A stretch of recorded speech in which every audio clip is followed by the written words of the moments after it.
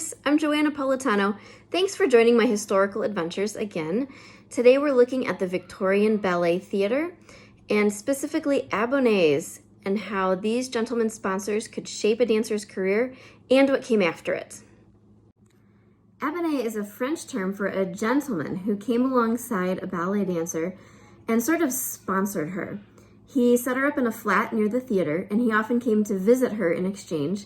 He brought her gifts and flowers and things like that and took care of her. These men were often married to other women, so they did not marry, very often anyway, they did not marry their ballet dancers, but they kept them in a flat so that they could have their own access to them. This was important to the ballet dancer because often these men were quite wealthy. Many of them were members of the ton. Some of them were distant royalty. And they would use their name and connections to bring a ballet dancer of their choice up in the ranks. So they were sponsors at the ballet, they were ticket holders, they often had a box seat, or they were investors in the theater. So of course, the managers are going to listen to these men on who they think should get the higher billing, the lead roles, and things like that. So ballerinas really depended on finding a well-connected abonne to rise in the ranks. So not only did these abonnes help the ballerinas rise in the ranks and free up their time from having to keep day jobs, they were a retirement plan. Most ballerinas, because they were so hard on their bodies, the way they danced and practiced, were due for retirement about the age of 30 to 35. And of course, they'd poured themselves into ballet for years. They were often not trained for other socially acceptable positions, governesses, or things of that nature. So they really depended on the abonnes and the gifts that they gave and the investments, the money and things like that for keeping themselves after retirement. Even if the abonnes decided that they grew tired of these ballet dancers that they kept on the side, the dancers had all of these gifts that the men had been giving them all along.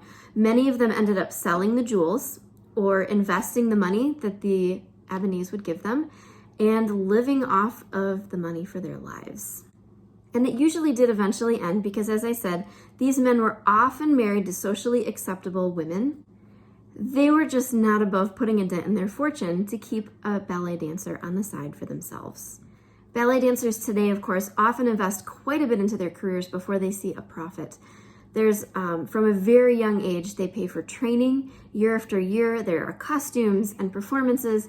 I have a very non-professional dancer, age 7. She's not going the professional track, but we're spending quite a bit of money on training, $80 on a costume for one day.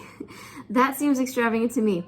Many ballet dancers also have travel expenses, training, very extensive training, tryouts, all sorts of things that they need to invest in before they ever see a profit. But many of them, if they sign with a company, of course, do get paid for what they do, which is the way it should be. I am really glad for this part of history that has shifted. Thanks for joining me for another look into the past.